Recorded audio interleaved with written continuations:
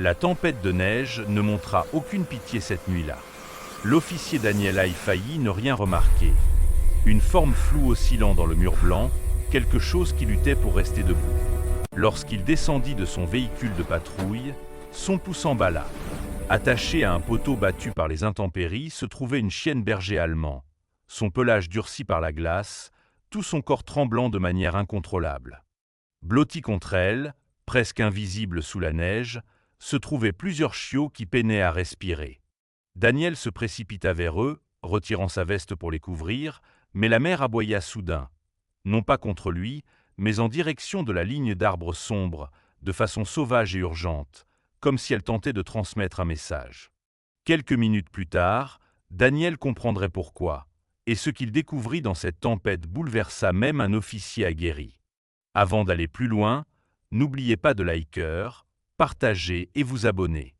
Et honnêtement, d'où nous regardez-vous? Dites-moi votre pays en commentaire. C'est toujours incroyable de voir jusqu'où voyagent ces histoires. La tempête avait englouti le paysage, ne laissant qu'une étendue blanche et mouvante. Daniel scrutait à travers le pare-brise de son SUV de patrouille, les essuie-glaces battant à un rythme régulier. La centrale avait signalé des cris étranges près de l'ancienne route de Millers Ridge. Il pensait qu'il s'agissait d'un autre animal errant, jusqu'à ce qu'il perçoive l'inquiétude dans la voix de l'opérateur. Dès qu'il descendit, la neige s'enfonça sous ses bottes et le vent lui fouetta le visage. Il leva sa lampe torche et poussa le faisceau à travers la tempête tourbillonnante. Lorsqu'il illumina enfin la silhouette au bord de la route, il retint son souffle. Une berger allemand, gelée à un poteau, son pelage raidi par le froid. Et sous elle, de petites formes presque englouties par la neige. Des chiots. Daniel s'agenouilla, enlevant le givre de leurs corps inertes. L'un d'eux eut un faible sursaut, un autre luttait pour de faibles respirations. La mère ne montra ni dents ni agressivité. Elle le regardait simplement, les yeux remplis d'impuissance et d'espoir. Daniel presses son talkie-walkie. Unité 27. J'ai besoin d'une équipe de secours animaliers à Millers Ridge immédiatement. On a des survivants, de justesse.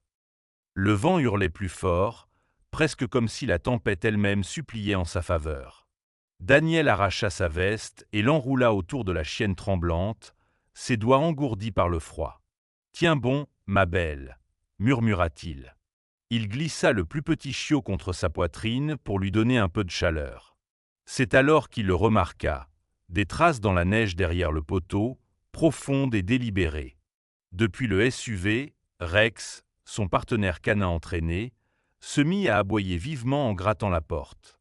Daniel l'ouvrit, et le chien bondit dehors, le nez collé au sol. Rex fit le tour du poteau, reniflant intensément, puis se mit à creuser.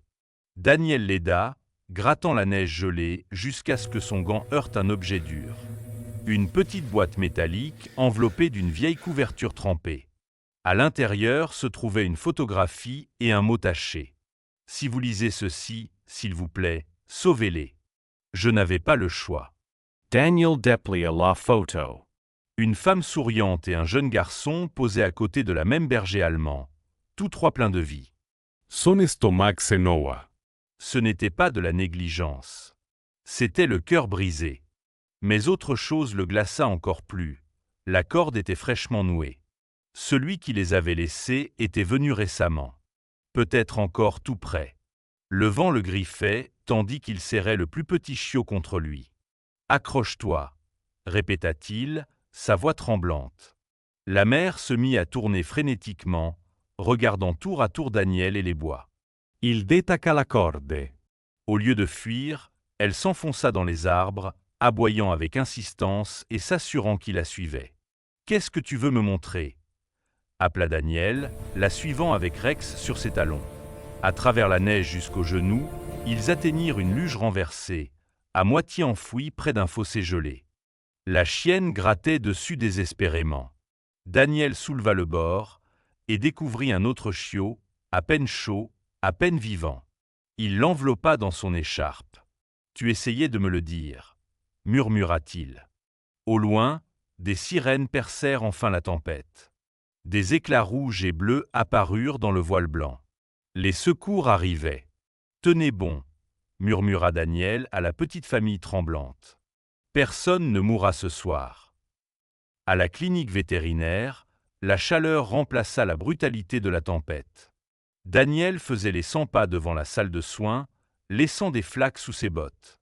À travers la vitre, il voyait les vétérinaires à l'œuvre, masques à oxygène sur de minuscules museaux, mains expertes s'activant. La mère attendait silencieusement près de la porte, les yeux fixés sur ses chiots.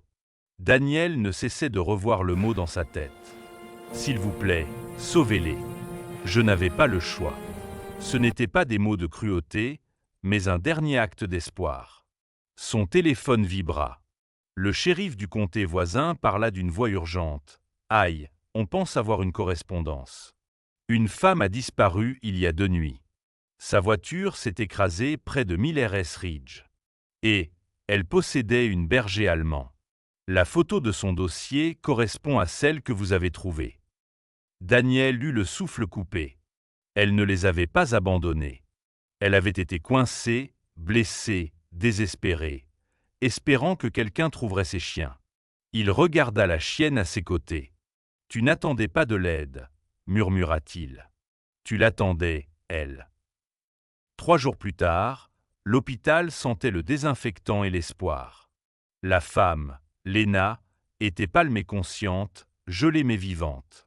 Lorsque Daniel entra, elle leva vers lui des yeux remplis de larmes. « Les chiens, » murmura-t-elle. « Ils sont en sécurité, » répondit doucement Daniel.